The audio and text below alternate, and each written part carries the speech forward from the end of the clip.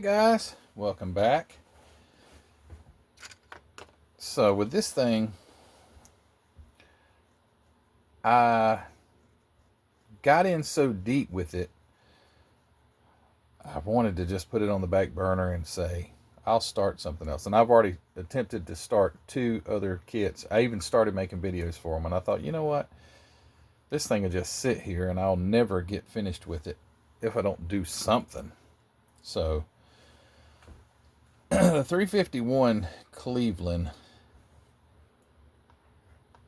is just about too big for the engine compartment, and I wanted to use it because you don't see many. Number one, you don't see hardly. I don't think you see any other 351 Clevelands except the one that I'm selling. You do see a couple of Mustang kits that have, Clevelands in them and things like that, but you don't see Clevelands very often. And the Cleveland engine is big. It's physically big. It's 351 cubic inches, but as far as physical dimensions, it's big. It's you could look at it and say that's a big block. And I don't think they don't. Big block is cubic inches rather than. Well, I don't know how that works because you got I think I've seen 454 small block. I don't know if it's Chevy or Ford's, but anyway, you can get big displacement out of a small engine, but I mean, you've bored to the max and stroked it to the max. But a Windsor, at least, a Cleveland it's just physically big. And to get a big block, physical engine in this, it's just about impossible. I didn't have enough room. It's all the way around bigger. So I print these small block Fords. This is a new one. This one's got the Weber carburetors. So it's got the 4 Weber carburetors that goes on it, and the little stacks. So I think I'm going to try. It's got 2 different. It's got short tube headers and long tube headers, and it also has, because of it being my friend George Oppenheim, he texted me a little while back and he said, Matthew, do you have a small block with Webers? And I said, I do have a file for small block with Webers.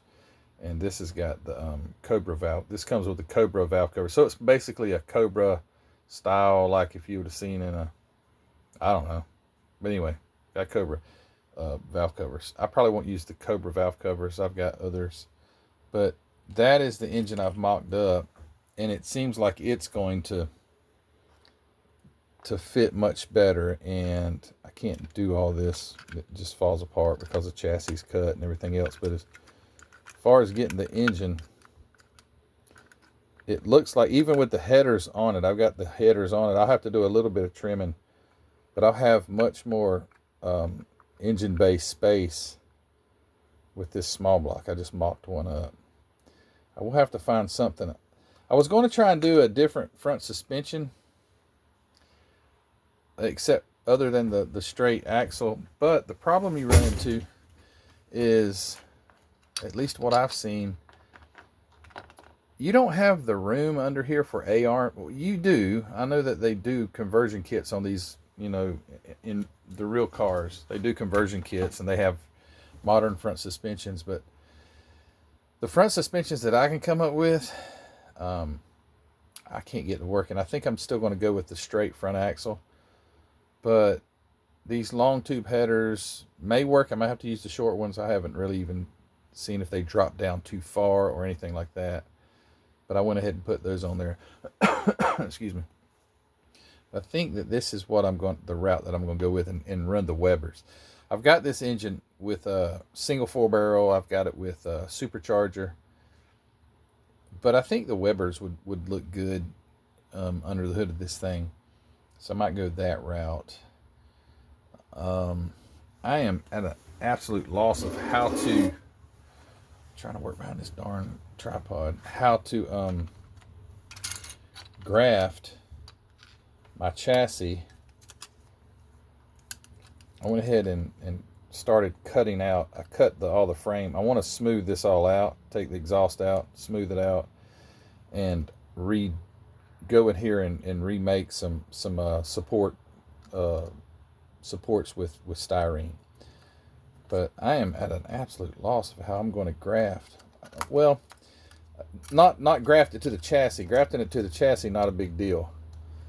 But to get this all to look right with the chassis being separate, I don't know what I'm going to do. I might just never turn it over, so you never see the bottom of it. That might be the easiest part for me. And just don't put it on a mirror, you know what I mean? But I do want to get this rear tub mounted and all the 4-link and all that stuff in there. But I probably should have not tried to do this on a 36 Ford and maybe a 60s model something, so at least the chassis is more accepting, or the body is more accepting of a big honking tubbed rear suspension and all. But I'm going to make it work. But the engine itself was the biggest deal, because I couldn't move forward until I figured out what engine I'm going to use. And if you use the blower, then you have the supercharger belt and all that sticks out so much farther. And the problem there is you've got this cross brace where your front axle goes. And I've already cut some of that out. It used to be wider than that. I went in there and cut some of that, shortened it back. And I think I can come a little bit farther with that. Let's see, where's the front axle? Front axle fits like that. I also reversed the oil pan on here. The oil pan fits with the sump, the deep part of the oil pan up front. And I just reversed the oil pan because it would allow me to not interfere with that front brace quite as much, or front part of the chassis. So then I just have to have, I'll have my pulleys and all that. And this might not work. I might have to abandon this thing after, I don't know.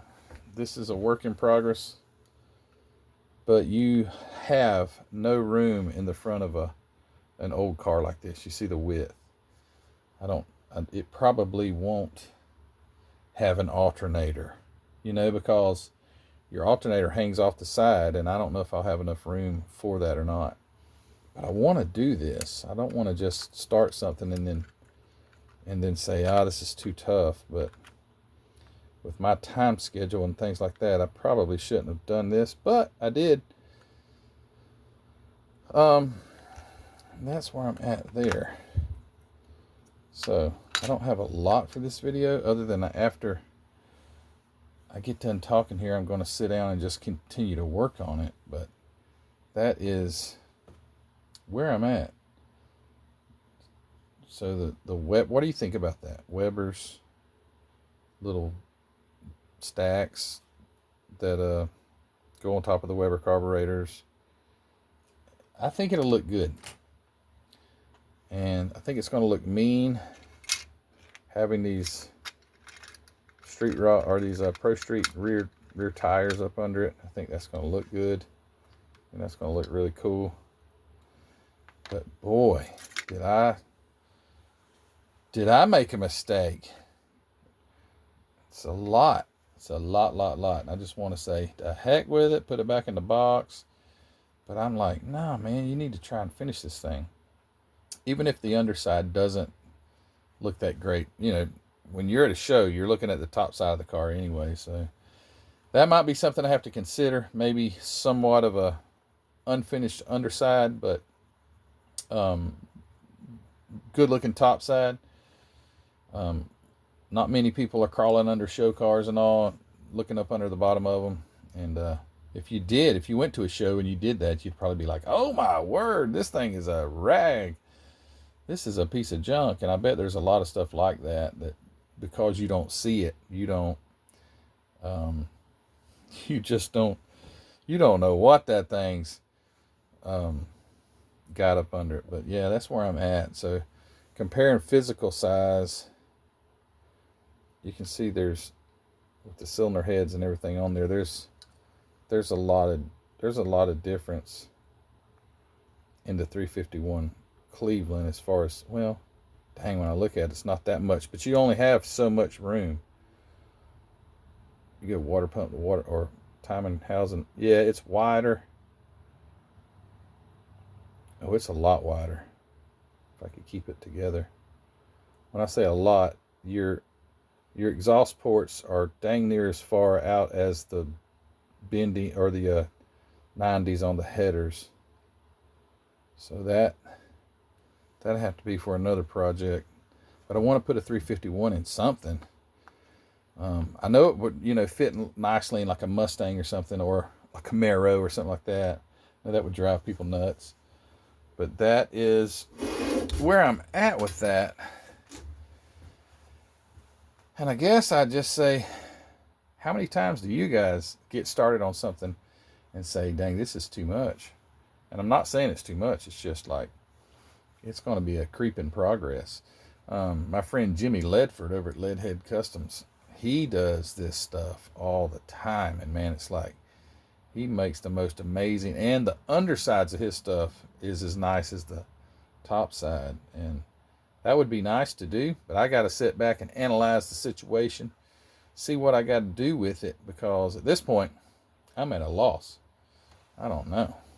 But I done got it all cut out. You know what you're going to do other than throw this thing in the trash.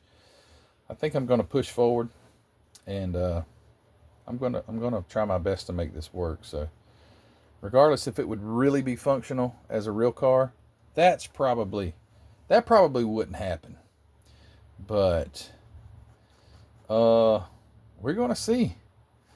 So that's what I got.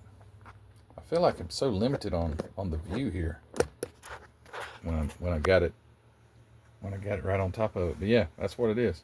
So let me stick my hat back on. I'll turn this thing around and we'll talk just for a few minutes and I'll be done.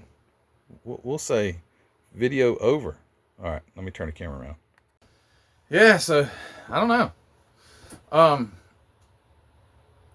I look up at my stash and I'm always seeing something that I want to start to build, but I think, okay, that one I'd have to do a lot of bare metal foil. And what it all boils down with me is time. Time is a huge, factor in everything I do, because I don't have much of it. And I know I'm preaching to the choir as far as like having enough time to work on this stuff. But, I push the 3D printing business as hard as I can, and I'm trying to grow that as best as possible. And it really cuts into my model building time. And then when you jump on something, like this, it's like, are you stupid? Did you really just do what I think you did? Yeah, I did. Instead of like building something maybe out of the box, maybe putting a 3D engine or something like that, a set of 3D wheels. No, I'm going to just cut that thing all up. So that's where I'm at, and there's really nothing done to it. But after I finish this video, I'm going to sit down and I'm going to start filing and cutting and gluing and placing and things like that, and see if I can get some progress. And then I'll know whether I need to throw it in the trash or not. You gotta, if you haven't put about 15 or 20 good hours in it before you throw it in the trash, you didn't try hard enough, I guess. But that's what I'm going to do, and I think it would look so stinking cool. Let's just say when, not if. If is like I already got it back in my mind, I'm gonna throw it away. No, when I get it done, let's just mark it down. I'm gonna finish it. It might take a while, but we're going to finish it. But anyway, guys, thanks for watching. I know this is not like literally update, Matthew. Really? You glued like 2 cylinder heads, an oil pan, a transmission, and headers on a mock-up engine. You call that an update? Yeah, that's the update. That's exactly what it is. So we'll see. The problem is I want to jump on something else, because and I think I already mentioned this, but yeah, I did. I already started a video. I thought I was going to try to build 2 other different kits. I'm like, no, I won't build that one. I'll try this one. And then I got to thinking, if I literally took another, there's a kit right there. I'm not going to say what it is or anything, but I already took it out of the box and everything. And I'm like, this is stupid. You'll get on that and you'll finish that. And this thing will sit here and not get any progress done on it at all. And then I'll start another one right there in that same spot. And then this will still be sitting here. And I can't do that. I just can't do it. It would drive me insane. So I'm going to jump on this. I'm going to start working on it. We'll see where it goes. And let me know in your comments. Do you ever finish one and the bottom side just looks like a mess and you don't care because all that matters is the top side? And unless you put it on a mirror at a show, you don't even know, because nobody's going to pick it up and turn it upside down and look at it. I think some shows they actually do, but that doesn't mean I have to take this to a show either. It will look really good sitting up in those display cases right there. But anyway. All right, guys. Thanks for watching. I appreciate you. Hey, don't forget, as always, hobbynutmodels.com. Go check it out. It's always linked in the description below. You can click on that link, take you right over there. Mark is a great guy. Hobby Nut Models, small business. Go over there and support the small guy. Grab you a model kit and some paint, some glue, and go have fun. And also, don't forget to go check out my website, mcvproducts.net. You can grab yourself one of these new, what number is it? E37? 36. E36. If you're interested, you can go to the search bar at mcvproducts.net and put E36, and it'll take you straight to that one. That's the part number of that one on the site. Anyway, go check it out. I appreciate you guys. Thanks for watching, and we'll see you later. All right, take care. Hey, wish me luck. All right, see you.